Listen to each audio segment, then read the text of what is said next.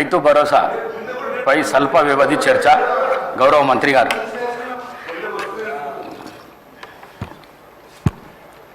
అధ్యక్ష, ఈనాడు అతి ముఖ్యమైనటువంటి రాష్ట్ర రైతాంగానికి అదేవిధంగా రాష్ట్ర అభివృద్ధికి తోడ్పడేటటువంటి వ్యవసాయానికి సంబంధించినటువంటి రైతు భరోసాపై స్వల్పకాలిక చర్చకి అవకాశం ఇచ్చినటువంటి స్పీకర్ గారికి, సభ్యులకి అందరికీ ధన్యవాదాలు తెలియజేస్తా. అధ్యక్ష, 18-19 ఆనాటి ప్రభుత్వం రైతు బంధు పథకాన్ని ప్రారంభించింది. అధ్యక్ష, ఈ పథకం మొదటగా 4,000 రూపాయలు ఎకరానికి చొప్పున పంటకి అదేవిధంగా 2 దఫాలుగా నమోదు చేసి భూ యజమానులకు అదేవిధంగా ROFR పట్టాదారులందరికీ కూడా 19-20లో ఈ సహాయాన్ని 5,000కి పెంచడం జరిగింది. అధ్యక్ష, ఈ పథకం ధరణి పోర్టల్లో లభ్యమయ్యే భూమి హక్కుల రికార్డుల ఆధారంగా నిర్ణయించబడింది. అధ్యక్ష, కావున భూమి కలిగిన వారు సాగు చేయకపోయినా ఈ పథకానికి అర్హులయ్యారు. అధ్యక్ష, ఈ రైతు బంధు అమలు చేసినటువంటి విధానం వ్యవసాయ శాఖకు లబ్ధిదారుల పేరును మార్చడం లేదా CCLA నుండి అందిన భూమి విస్తీర్ణంలో మార్పు చేయడానికి అనుమతి లేదు. అధ్యక్ష, వ్యవసాయ శాఖ పట్టాదారుల బ్యాంక్ ఖాతా వివరాలను సేకరించి రైతు బంధు పోర్టల్ అప్డేట్ చేస్తుంది.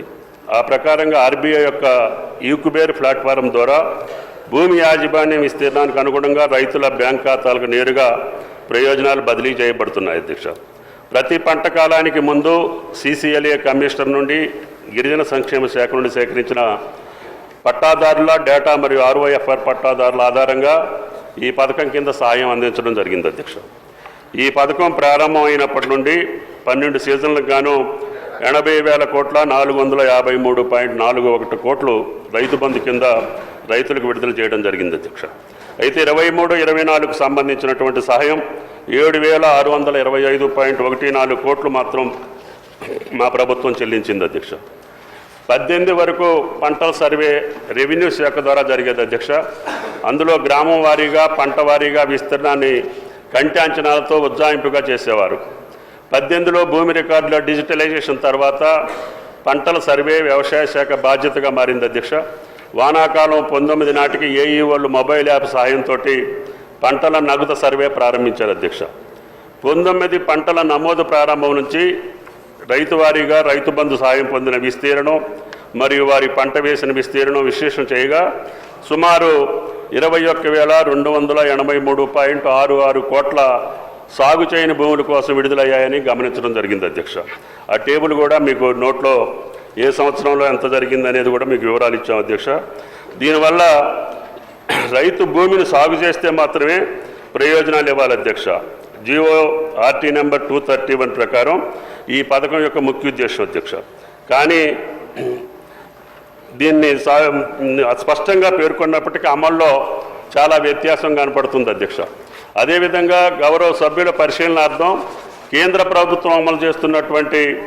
PM కిసాన్ యోజన కూడా ఈ యొక్క టేబుల్లో మీకు పొందుపరచడం జరిగింది. అధ్యక్ష, దీనికోసం ఈ యొక్క విధి విధానాలని రూపకల్పన చేయటం కోసం ఆర్థిక మంత్రి ఆధ్వర్యంలో క్యాబినెట్ గౌరవ ముఖ్యమంత్రి గారి ఆదేశాల మేరకి ఒక సబ్ కమిటీని ఏర్పాటు చేసుకొని దీని యొక్క విధి విధానాలని సక్రమంగా గతంలో మాదిరిగా కాకుండా పకడ్బందీగా రైతులకి సాగు చేసినటువంటి భూములకి ఇచ్చేటటువంటి పద్ధతులు ఏదైనా ఉంటే మీరు పరిశీలన చేయమని చెప్పి సబ్ కమిటీకి ఇవి ఏర్పాటు చేయడం జరిగింది. అధ్యక్ష, దాంట్లో భాగంగానే సబ్ కమిటీ రైతు భరోసా పథకం కోసం ప్రమాణాలు మరియు నిబంధనల కోసం అభిప్రాయాలు సేకరించేందుకు రాష్ట్ర వ్యాప్తంగా వివిధ వర్గాలతో వివిధ జిల్లాల్లో సమావేశాలు నిర్వహించాం. అంతేకాకుండా వీడియో కాన్ఫరెన్స్ ద్వారా రైతుల నుంచి ప్రతిపాదిత పథకం గురించి అభిప్రాయాలు సేకరించాం. అధ్యక్ష, సహకార సంఘాల నుంచి కూడా ప్రత్యేక సమావేశాలు ఏర్పాటు చేసి వారి యొక్క ఉద్దేశాలను కూడా గమనంలోకి తీసుకోవడం జరిగింది. ఇప్పటికే వివిధ మార్గాల ద్వారా అభిప్రాయాన్ని సేకరించిన గౌరవ ముఖ్యమంత్రి గారి ఆదేశాల మేరకు జనవరి నుండి అమలు చేయ తలపెట్టినటువంటి రైతు భరోసాకు సంబంధించి గౌరవ సభలో సభ్యుల యొక్క అభిప్రాయాలు కూడా తీసుకొని వీటిని కూడా క్రోడీకరించుకొని భవిష్యత్తులో రైతు భరోసా యొక్క విధి విధానాలని ప్రకటించి రేపు సంక్రాంతి పండుగ నుంచి రైతు భరోసా ఇవ్వాలనేది ప్రభుత్వం యొక్క ఆలోచన అధ్యక్ష. కాబట్టి దయచేసి గౌరవ సభ్యులు గతంలో జరిగినటువంటి విధి విధానాలను కూడా మీ ముందుంచాం, అక్కడ జరిగినటువంటి లోపాలు కూడా మీ దృష్టిలో పెట్టాం.